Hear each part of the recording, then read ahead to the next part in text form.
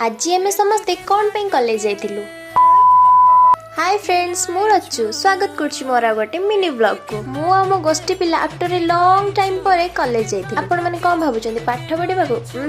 देखुनांती पाठ पढिया को जाइथिले मु कोन एटी चश्मा पिंदी की स्टाइल मारथांती। जम्मा सांग माने काळे कॉलेज मंदुक करबो बोली से पे आमे टिके मुह देखिया को पळे आसलु ना। आगे जाय के आमे समस्त पेटे लेखा खाइ देलु। ए प्लेस ता होची आम कॉलेज रा बेस्ट गुपचुप। पण केते प्रकार जंतु देखिथिबे हेले या भळे जंतु कोडी देखि नथिबे। चश्माटा को आखिरे के पिंदे से मुंडरे पिंदी। कैमराटा जेतु तांका आडको बुलेछि हाय न कले का हबो। एंड एते भीतर एडी पळे आसला हमर दही गुपचुप। जनरली कहूची गुपचुप रो टेस्ट पूरा एक नंबर। देसी वर्ड रे कहले पूरा कस। मो कहिटे एका एका खाइले मो मन बुझिबो। आपण मानकु भी दोछि नियंतु टिके खाइ दियंतु। खाइ त पारिबेन टिके फील कर दियंतु आ। देन फिर कोन खाइलो झड़िबो केमती से पे पळे आसलो टिके रील्स करिया पई। बे रील्स सब आपण मानकु म इंस्टाग्राम आईडी रे मिलि जिवो। आपण मान भाबुतबे ना ए तो खाइला नाचिला पाठ पढिला केते ना ना संग माने मो क्लास करिछि हेले वीडियो करिया को भूली जाईछि। देन पळे आसलो गोटे स्टोर को आ मिरर थिबो मो टिके फ्लेक्स मारिबिनी हेई परिबनी। हेले भाई मते सेटु उठेई देले। एटा कोन भलो कथा नाइ नै आपण माने कोंतु एटा कोन भलो कथा। तापरे मु भी को मानिया छटा पुणी गळी की जाई वीडियो कर देली। ए जहा को भाई को हसटा पर लक्ष टका। ड्रेस से तो पुणी मैडम को मैचिंग सैंडल भी दरकार। एका नु सेटा नु एटा करी की दीर्घ 2 घंटा परे गोटे चप्पल मैडम को चॉइस हला आ सेटा नै के आसिले।